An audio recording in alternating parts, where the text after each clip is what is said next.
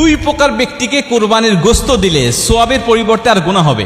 নবীজি সাল্লাল্লাহু আলাইহি ওয়াসাল্লাম কঠোরভাবে নিষেধ করেছেন এই দুই ব্যক্তিকে কোরবানির গোশত দেওয়ার জন্য, অথচ আমরা এদেরকে দিতে খুব বেশি আনন্দ ফিল করি এবং সোয়াব মনে করে তাদেরকে দেই।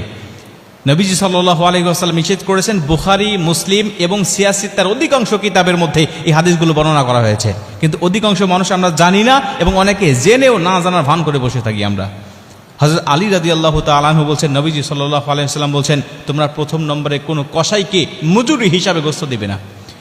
কসাইকে মজুরি হিসাবে গোশত দিলে আপনার সোয়াব তো হবেই না এবং গুনাহ হবে এবং কোরবানি বাতিল হয়ে যাওয়ার সম্ভাবনা আছে। কেন? কারণ আপনি কসাইকে নিযুক্ত করেছেন, আপনি অবশ্যই কসাইকে পারিশ্রমিক দিবেন, তবে গোশত নয়। আপনি যেই পশুটা কোরবানি দিয়েছেন এই পশুর থেকে আপনি মজুরি হিসাবে সেই কসাইকে দিবেন, এটা নবীজি সাল্লাল্লাহু আলাইহি ওয়াসাল্লাম কঠোরভাবে নিষেধ করেছেন। আপনি কসাইকে নিযুক্ত করার পূর্বে তার সাথে আপনাকে চুক্তি করতে হবে, আপনি অবশ্যই তাকে পারিশ্রমিক দিবেন, তাকে ঠকাবেন না, কোনোভাবেই নয়। এবং নবীজি তো মজুরিদেরকে বলেছেন যে তার গায়ের ঘাম শুকিয়ে যাওয়ার আগে তার পাওনাটাকে বুঝিয়ে দাও। অতএব সেই নবী কখনোই তাদেরকে ঠকাবেন না।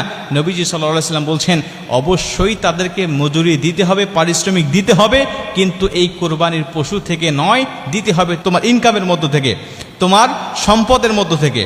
তুমি চুক্তিবদ্ধ করে নিবে তাকে যে তুমি আমার গোশতটা সারাদিন কাটাকাটি করবে, সারাদিন তুমি আমার গোশত নিয়ে ব্যস্ত থাকবে, তোমাকে অবশ্যই আমি উপযুক্ত পারিশ্রমিক দিব। তুমি কত টাকা আমার কাছ থেকে নিবে বলো, তুমি কত টাকা আমার কাছ থেকে নিবে বলো, তোমাকে আমি টাকা দেব। তবে মনে রেখো সাবধান, আমার কোরবানির গোশত থেকে আমি তোমাকে কিন্তু পারিশ্রমিক হিসাবে কিছুই দিব না।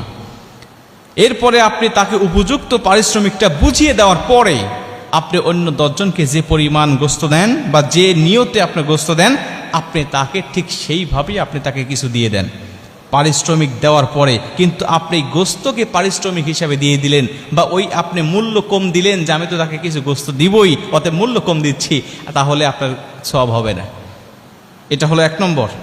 2 নম্বরে, যে ইমামকে দিয়ে বা যেই মানুষকে দিয়ে আপনি কোরবানির পশুটাকে আপনি জবাই করে নিয়েছেন, এই ইমামকে আপনি পারিশ্রমিক হিসাবে, সে জবাই করে দিয়েছে আমি তাকে গোশত দিয়ে দিলাম, না, এটা আপনি দিতে পারবেন না। আপনি সে জবাই করেছে, অবশ্যই তাকে পারিশ্রমিক দিবেন, অবশ্যই তাকে মূল্য দিবেন, হাদিয়া দিবেন, তবে কোরবানি গোশত থেকে নয়, আপনি তাকে আলাদা মূল্য দিয়ে দিবেন। কিন্তু আমাদের সমাজ আমরা দেখতে পাই, সে সারাদিন কাটাকাটি করেছে বা সে আমার গরুটা জবাই করে দিয়েছে, তাকে মাথাটা দিয়ে দিলাম, তাকে পাটা দিয়ে দিলাম, তাকে ভুঁড়িটা দিয়ে দিলাম, এই অংশগুলোকে আমরা দিয়ে দিলাম, অথবা আমরা তাকে এখান থেকে 5 কেজি 10 কেজি গোশত তাকে আমি দিয়ে দিলাম। এটা আপনার ইচ্ছা মতো হবে না। আপনি এটা আল্লাহ রাস্তায় কোরবানি দিয়েছেন, এটা আপনার দায়িত্ব নয়, এই গোশত আপনি মালিক নয়, এটা আল্লাহ আপনাকে মেহমানদারি হিসাবে দিয়েছেন।